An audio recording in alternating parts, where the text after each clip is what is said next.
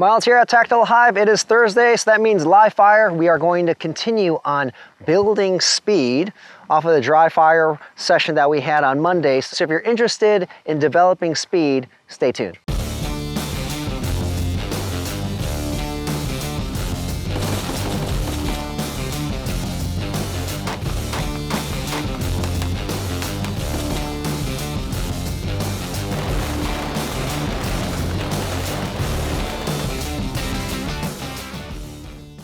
On Monday, we talked about the importance about learning to shoot in a cadence or a rhythm. Simply, it's just taking baby steps to increasing your speed.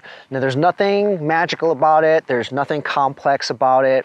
But we will go over the application, one of the practical applications later on. But for now, we are just progressively learning to reset and get back on break a shot in a progressive manner. So you're going to do the same exact thing, this time live fire.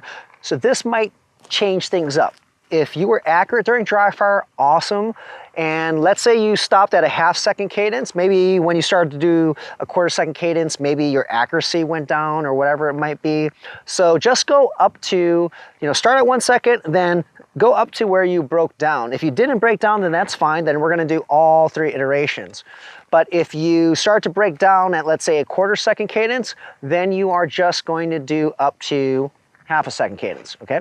So we're gonna start off with a second cadence. I'm gonna load and make ready here, and I'm going to use a shot timer. The shot timer is to record your split times because we wanna know if we're following that cadence, okay? It doesn't matter if you're off, you don't have to be exact, but the first one, you can actually say it in your mind. You can say 1 1000, 2 1000, 3 1000, and I will do that. And you'll notice I will break the shot when you hear the number. And I will use a shot timer to just confirm that I have roughly a second cadence. Once you've done that a number of times, 1 1000, 2 1000, 3 1000, saying it out loud, you don't have to say it out loud anymore, okay? You just count in your mind. We want to be accurate here though, so if you get preoccupied with the count, then maybe your accuracy will go. But that's the whole idea. That's why we're practicing. Okay, so here we go. I'm going to do 5 shots here, second cadence, and I will count this out. 1 1000, 2 1000, 3 1000, 4 1000, 5 1000. So all accurate hits, and you heard me break the shot on the count.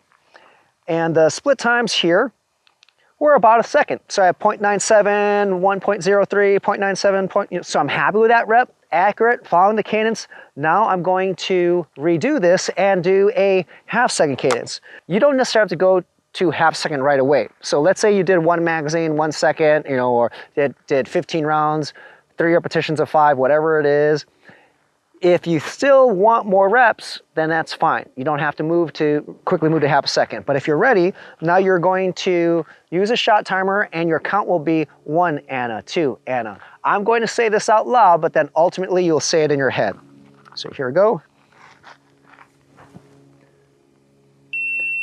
Anna, 2 Anna, 3 Anna, 4 Anna, 5. So all hits. We're going to take a look at the split times here. And the split times are a little bit more. I could have gone a little bit faster. So that was a 0.72 split on average rather than a 0.5. So like I said, doesn't have to be exact. So instead of a 1 Anna, it probably should have been a 1 Anna, 2 Anna, a little bit faster. Now, when you are ready, if you're accurate and you've been having a pretty good speed, about half a second, now you're going to move on to doing reps of a quarter second. And the quarter second cadence is known in the self-defense world as kind of the combat cadence, combat speed. Allegedly, this is the speed where most people can take in all the information, process everything to ensure that they've positively identified a threat and can act appropriately, right? So it's not a split time where, let's say 0.10, where you can't see what's happening in between shots, okay? So just keep that in mind. There's some science to it. There's some research behind it. It's not to say that there are outliers. There are some people who could definitely see at a faster split time, but 0.25 is the average here, okay? So now I have my shot timer and the count should be 1 and 2 and 3. Remember, I'm counting right now, but as you get used to this, say it in your head. So I'm gonna have the shot timer here. 1 and 2 and 3 and 4 and 5. So that's a half second cadence. okay? Shooting on the number. So the split times were, again, I should have gone a little bit faster, should have been more like 1 and 2 and 3. So a little bit faster. Those were about 0.44. So a little bit slower, but again, it doesn't have to be exact. Now, if I wanted to do it again, I just speed up if I want to be very nitpicky. So this is why having a shot timer is very important. The idea here is we are working on trigger manipulation, continuing off of what we did the previous week. So getting off the trigger, doing everything correctly, and we are not prepping the trigger. Remember, we're just rolling right through, slapping right through. And if we're following principles, as we progress in speed, it should not be a problem. So progressively start 1 second, half a second, then a quarter second. If you start breaking down the accuracy, then you need to know what's going on. Maybe you need to slow down for a second there, kind of backtrack, work on your grip, work on your stance, work on your trigger control. But if everything is great, this is at about 7 yards, if everything's great, now what should you do? Move back a yard or two, and then do the same exact thing until you reach a point where you start to break, okay? And that would kind of be where your limits are until you improve your skill sets. So this is an easy way to begin to lay the foundation to shooting fast, right? And it's all about following that cadence. Later on, you're gonna be shooting faster than a quarter second cadence, but for now, that's where we're gonna stop.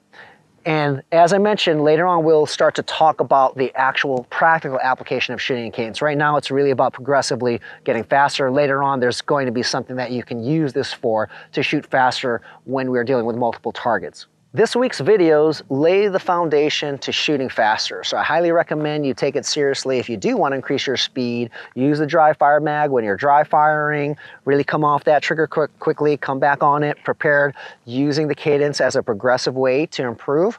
Then live fire, you're ensuring that you can hit your target following the cadence, and increase the difficulty of the target if you're having an easy time. Start moving back or decrease the size of the target. While you're doing this, remember, and this is the key, everything we covered thus far in this series, there's now months of techniques and principles, should all be in play. So you should have that mental checklist running in your mind. After each rep, you should have that mental checklist in your mind. You should not just be shooting and then that's it. You should be running through this checklist. Do I have a good grip? Do I have a good stance? Am I ready to take another shot? Do I have good follow through, et cetera, et cetera. So there's a lot to work on. Don't think it's simple, right? Make sure you practice, practice, practice. Then you will definitely see results as we progress in this series. As always, if you like the video, please give us a thumbs up. Let us know what you think in the comments section below. And if you haven't subscribed, make sure to hit that subscribe button. I'll see you guys next week.